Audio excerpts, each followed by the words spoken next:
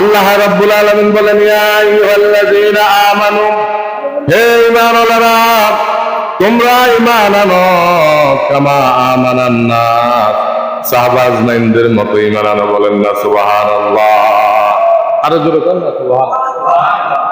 নাড়াচাড়া দিলে আমল নামায় নেকি দিব, আর কথা বলতে সুযোগ দিব, কন্যা আমিন। এই যে সুবহানাল্লাহ বললেন, এটা কত ওয়াজ করব? সুবহানাল্লাহর বয়ান আমার ইউটিউব চ্যানেলের ভিতরে আছে মুসলমান। একবার সুবহানাল্লাহ যদি আপনি বলেন, আপনার আমল নামায় 10টা নেকি লিখে দিবে। সাথে সাথে জান্নাতে একটা ফল গাছ বানাই দিবেন। এই যে আপনাদের নাতার বেদু আপেল খাইছেন নি? আজকে কেউ কথা কন না, খাইছেন নি? না। সপ্তাহ কদিন খান? ডেলি খাইতে পারেননি? হারেন না। যারে আল্লাহ খাওয়াই হাতে খায়, 1 কেজি কত? 200-250 টাকা। বলেন তো, যে আল্লাহ জান্নাতে ফল গাছ বানাইবো, দুনিয়াতে যে ফল গাছ আল্লাহ বানাইছে, ওই আল্লাহ জান্নাতে ফল গাছ বানাইতে পারে কি পারে না? আয় হায় রে, ওই আল্লাহ বানাইতে পারে কি পারে না? তাহলে জান্নাতে যে আল্লাহ ফল গাছ বানাইবেন, একবার সুবহানাল্লাহ বলার দ্বারা, কয়বার? একবার সুবহানাল্লাহ বলার দ্বারা জান্নাতে আল্লাহ ফল গাছ বানাইবেন। মুসলমান আগে বুঝে নেন, টাকা দিয়ে ফল কিনতে হয়। টাকা ছাড়া চেহারা দিলে, চেহারা দেখাইলে আপনাকে ফল দিবে না দোকানদার। তারপরে আপনি ফল কিনতে গেছেন, এমনও লোক আছে ফল কেনার জন্য রোড অ্যাক্সিডেন্টে মারা গেছে, আছে কিনা? নাই। আবার ফল কেনার জন্য গেছেন, আপনি মারা গেলেন। আবার ফল নিয়ে ঘরে আসলেন, মুখে দেওয়ার আগে আজরাইলে দুনিয়া থেকে নিয়ে গেছে, এরকম লোক আছে কিনা? নাই। ও মুসলমান, একটু বিবেকের সাথে চিন্তা করেন। ফল টাকা দিয়ে কিনে আনছেন, এখনো খাইতে পারেন নাই। জমিন থেকে আপনি চলে গেলেন, বলেন যে আল্লাহ বান্দা বান্দিকে বললে, জমিনের মধ্যে যদি একবার সুবহানাল্লাহ বলে, আমার আল্লাহ রাব্বুল আলামিন জান্নাতে একটা বান্দার জন্য ফল গাছ বানাইয়া দিবে।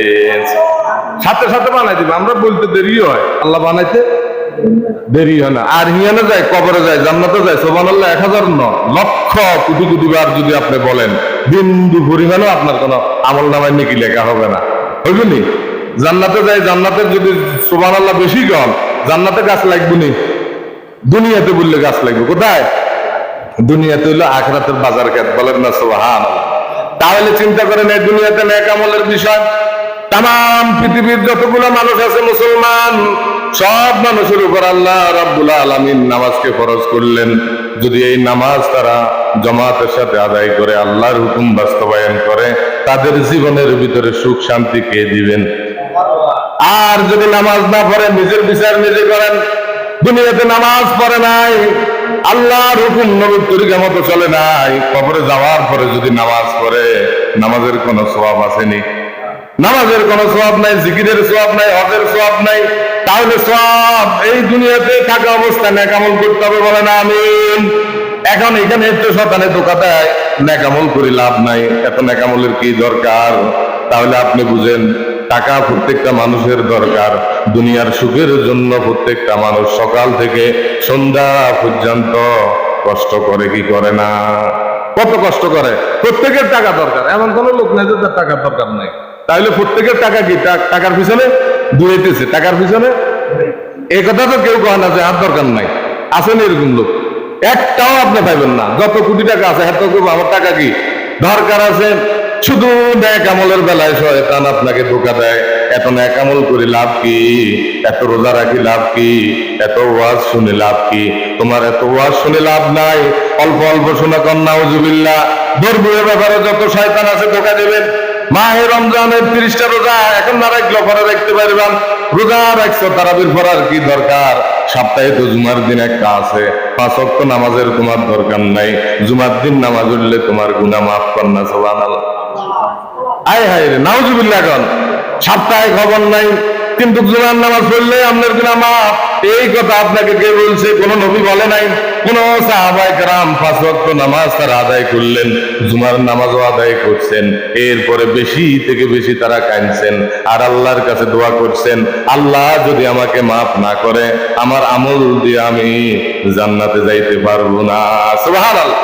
তারা আমল করে আল্লাহর কাছে কাঁদছে, নামাজও পড়ছে, জিকিরও করছে, রোজাও রাখছে, হজও করছে, যাকাতও দিচ্ছে, সিটিংবাজিও করে নাই, মিথ্যা কথা করে নাই, দুর্নীতি করে নাই, আমরা আমার মতন সকল করি করে নাই। এরপরও তারা কাঁদছে। এখন আমরা নেক আমল কম করি, সমস্ত গুনার কাজ আমরা আমাদের জীবনের ভিতরে চালু রাখলাম, কিন্তু মুসলমান এরপরও আমাদের কোনো কাঁদা নাই, এরপরও কোনো আমাদের আফসোস নাই যে আল্লাহ আমাদেরকে কি দিয়ে মাপ দিবেন। এই জন্য তো হাসরের মাঠে সাহাবায়ে আজমাইনদেরকে উঠাইবেন, কান্না সুবহানাল্লাহ, তাদেরকে একটা ক্লাসের মধ্যে উঠাইবেন, আমাদেরকে উঠাইবেন যে তারা আমল করতে পারছে, তোমরা কেন পারো নাই, তোমরা কেন কি পারো নাই, কান্না সুবহানাল্লাহ।